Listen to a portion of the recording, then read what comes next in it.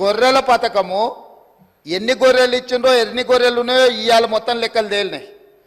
గొర్రెల మీద ఏసీ బోళ్ళు ఊరికి అట్లా మీద ఇట్లా తడిమి చూస్తే ఆల్రెడీ 700 కోట్లు గొర్రెల పేరు మీద దిగమింగినరని చెప్పి ఈరోజు రిపోర్ట్స్ వచ్చినాయి. కేసీఆర్ కిట్టులో ఏం అవినీతి జరిగిందో వారు కోరుకుంటే విచారణకి ఇద్దాం, దాని మీద కూడా పోదాం.